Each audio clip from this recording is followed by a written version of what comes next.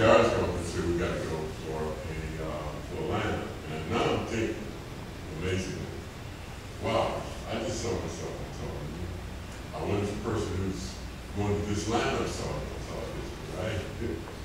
I go to the lineup, and you guessed it, she immediately said, yeah, that's the expert kid right there. I heard what she said.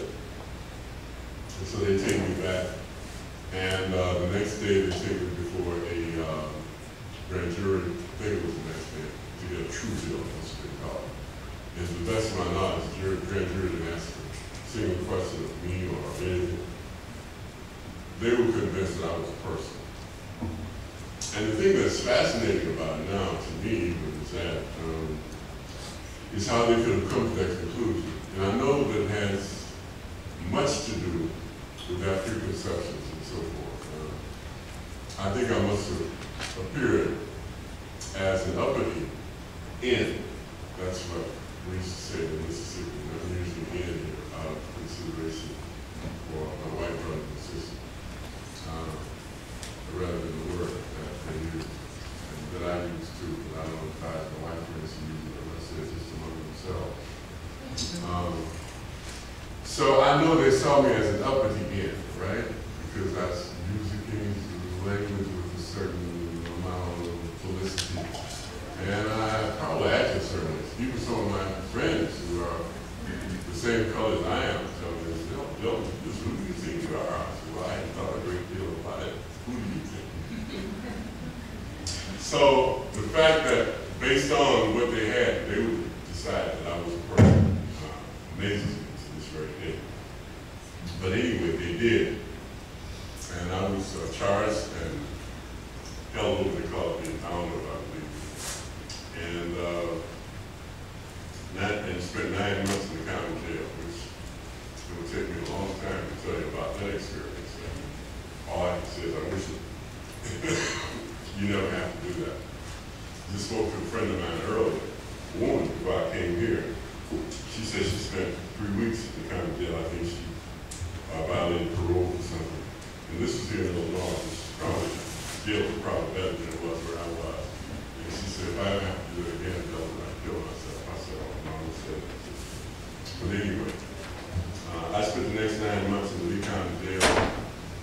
And after 9 months, I went to trial. I had an all-white jury. And they took 2.5 days, including selecting the jury, to find me guilty. Because I was, in their minds, in many of the people's minds, I was guilty from Jump Street in the very beginning. And I was sentenced to death. The judge said that if I were to, at the time, the statutes regarding who could be put to death were being examined by the U.S. Supreme Court because of a decision called Furman versus Georgia, which I believe came about in 1967, where the U.S. Supreme Court had decided that executing people was cruel and unusual punishment in violation of one of the statutes of the U.S. Constitution. And so there was a moratorium on executing people. And the judge stipulated that if Florida made its death penalty statutes acceptable to the U.S. Supreme Court, I was to serve, I don't know how I would do that, but I was to serve 100 years for the rape and be executed for the murder. I don't know whichever first. And so, and that was that. There I was. And I was, I guess, about 4 months later, I was sent to a maximum security prison at Stark, Florida. There are 2 prisons there. The man in the back is familiar with that. One called Rayford. That's for people who are doing short time, 20, 30 years old, 20, 30 years. But the maximum is a place called Stark. And it's Stark. Not the E, they spell S-T-A-R-K, that's spelled S-T-A-R-K. Stark. And I spent the next 2.5 years there. While my case worked its way up to the Florida Supreme Court. And when it did, the court ruled 5-4. Why they ruled split again on committees, but I know it was because, not because everybody had the same name, right, or the same dad, whichever word you prefer, whichever pronunciation you prefer. All the 9 justices had the same date before that. 5 of them decided that very likely I was not guilty. 4 of them decided that I was. And that was their ruling. But I didn't care about the odds so much at the time. I just wanted the majority. And that's what I had. They had overturned the case. But they didn't order the lower court to cease and desist prosecution. To me, that's where the politics come in. You would think they would. You know, so well, let's let the guy go. But again, the politics come because I believe that would give me great grounds to go after the state of Florida for wrongful incarceration and stuff like that. It would give me more work where I inclined to do that. And also, when the case was overturned and the media spoke to one of the prosecutors about it, his thing was that the state would have to appeal the overturning of the conviction, because to let my case stand, as it were, would be to open a whole new can of worms, to use his language.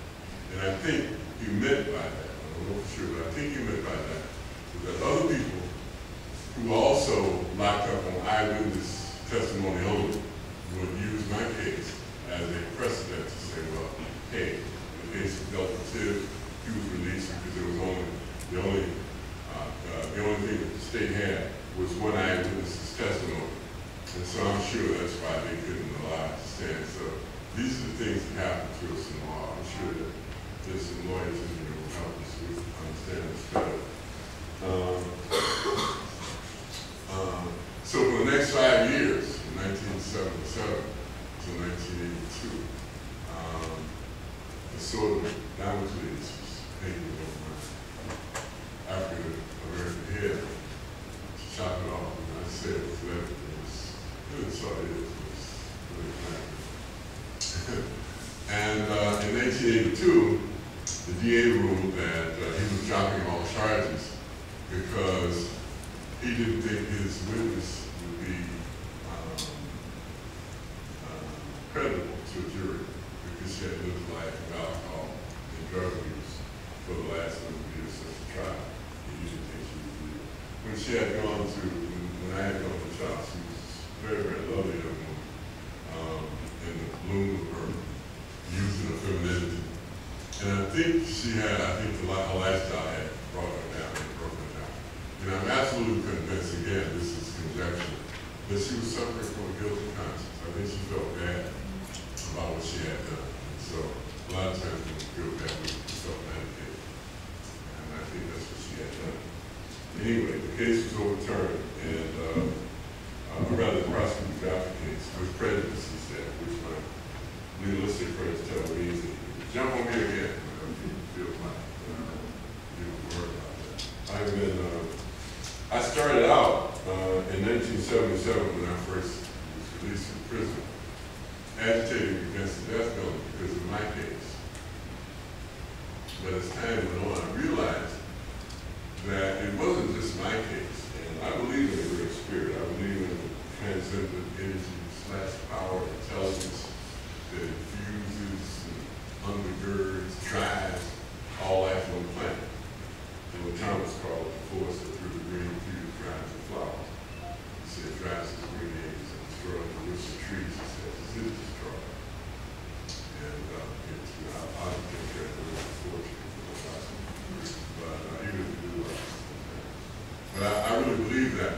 And in keeping with that, I think the Creator wanted me to be a witness to this death penalty. And I wish he had been, a little more cool about how he went about it. But who am I to tell my son what to do, how to do it, And because that's what I've become, in spite of myself.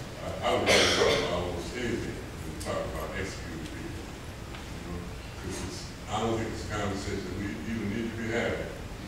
But because it's driven by politics, it's driven by the lust for power and that sort of stuff. That's why we have it. And as citizens, we are susceptible. We are fearful of so many things. And sometimes rightly so. But anyway, I don't know how long have I talked to you? About 40 minutes was we're winding down, and we can get some Q&A in a little bit. The interesting thing is, though, is that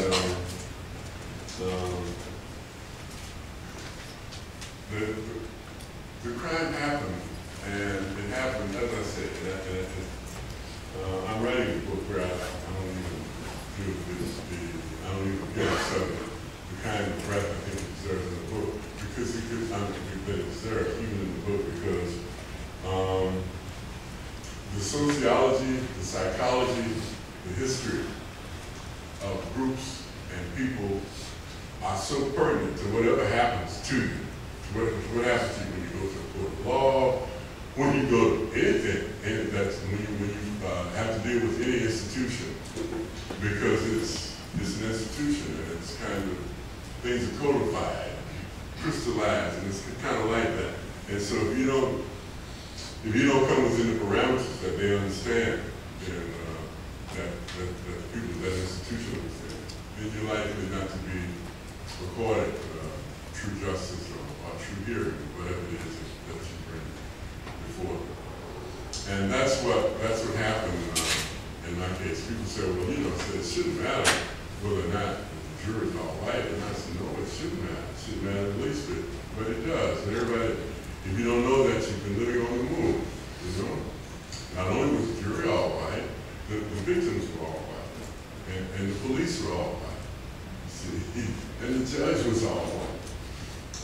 There's a professor, there are two professors written on it. One of his name is Michael Radlett, who's a good friend of mine, who's taught in Florida for a number of years. And the other one is named Paul, S-P-L-D-U-S.